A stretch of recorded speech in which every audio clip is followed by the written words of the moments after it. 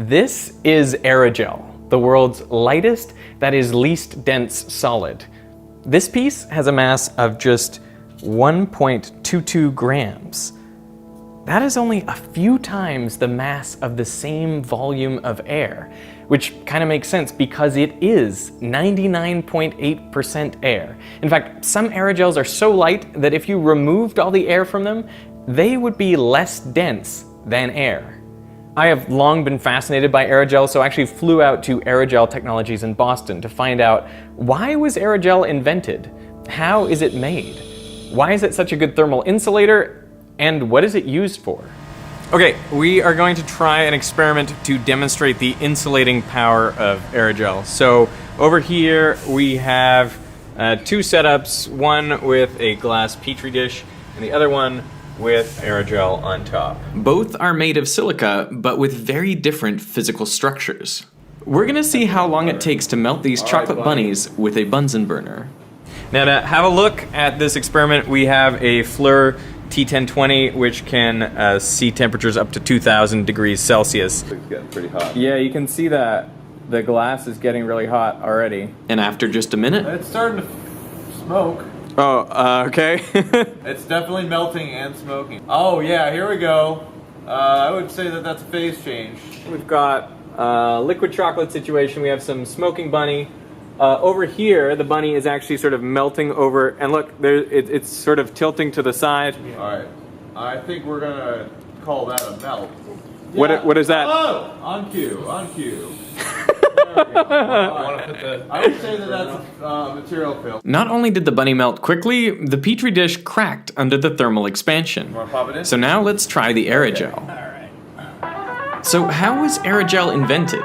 Back in 1931, a guy named Professor Samuel Kistler had a bet with his colleague, Charles Learned. Now the bet revolved around jellies, like peanut butter and jelly jellies. Now the thing about jellies is they are actually a combination of liquids and solids. I mean, they're mostly liquid, but it's embedded within this 3D solid structure. So if you think of a gel like Jell-O, has a skeleton with nano-sized pores that gives it its rigidity, and then that's about 1% of the gel. So the bet was this: could you remove the liquid from the jelly without affecting the solid structure?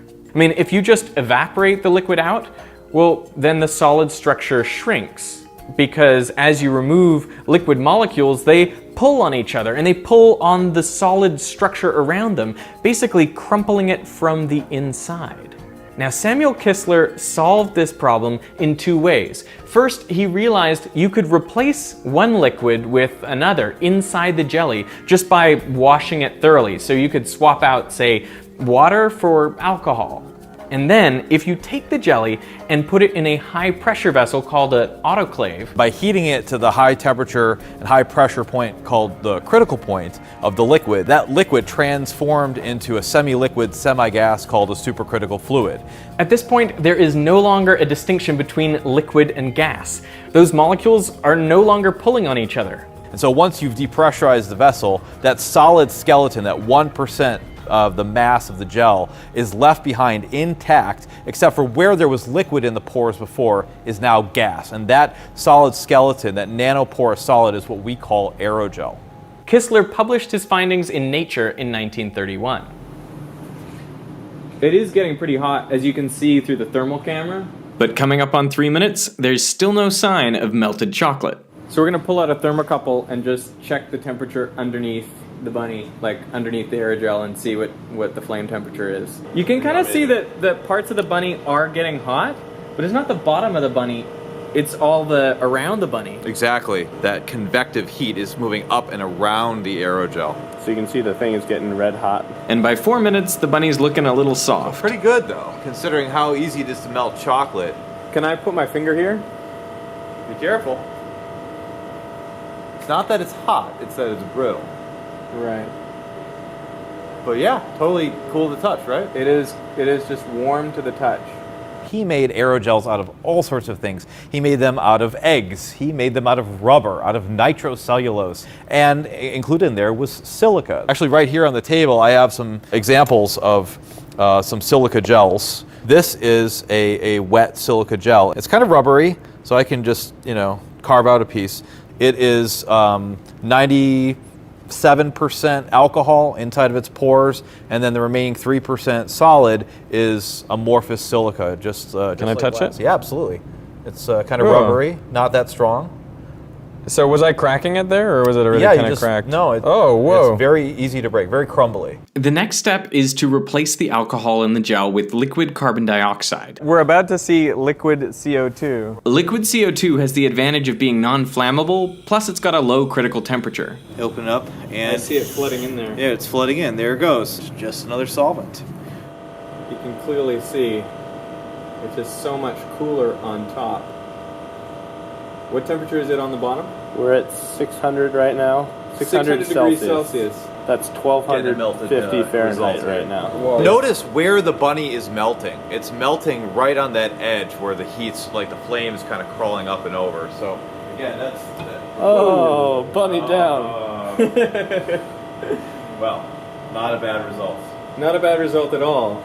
I'm interested in tasting some of this chocolate here. Is it hot? It's warm. Warm. And delicious. It's like fondue. That was great. Once the liquid CO2 has filled all the pores of the gel, it's time to take it supercritical. It was, I would say, kind of a spiritual experience the first time that I saw a supercritical fluid. We'll get to do that here. I love how much you're into these autoclaves. I love aerogels. To make a supercritical fluid, we can heat this with a hairdryer, actually. As we approach the critical point, the surface of the liquid becomes kind of blurry. Weird, huh? That is like weird waves in there. Yeah. I'll speed it up so you can watch the surface disappear altogether. You're now looking at the supercritical fluid of CO2. In this state, the CO2 can be vented without affecting the solid structure, and what you're left with is aerogel.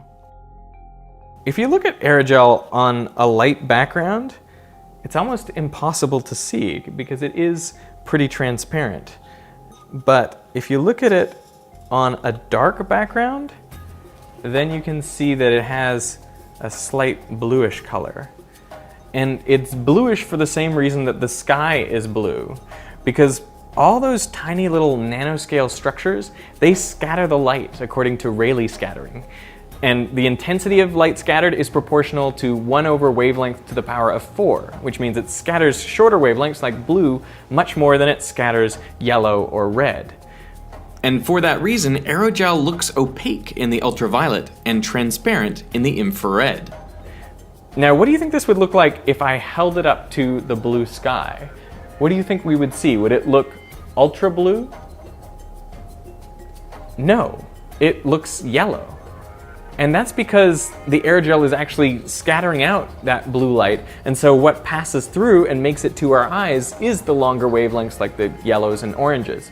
It's basically the same effect as looking at a sunset. When you see the yellows and oranges of a sunset, it's because the blue light has already been scattered out by the atmosphere the light had to pass through before it reached your eyes. So effectively, looking at aerogel against blue sky is like looking at a portable sunset. The nanoscale pores of the aerogel are also what makes it such a good thermal insulator. Great. That's awesome. Does that look hot? It's definitely hot. You might think that because aerogel is largely comprised of air, like 99% air, that it has the same thermal properties as air, but that is not correct. It's actually a better insulator than air is. That's because the width of the pores is smaller than the distance air molecules travel on average before colliding with something, their so-called mean free path. Hence, it's really difficult for the hot, fast-moving air molecules below the aerogel to diffuse through it and transfer heat to the top of the aerogel.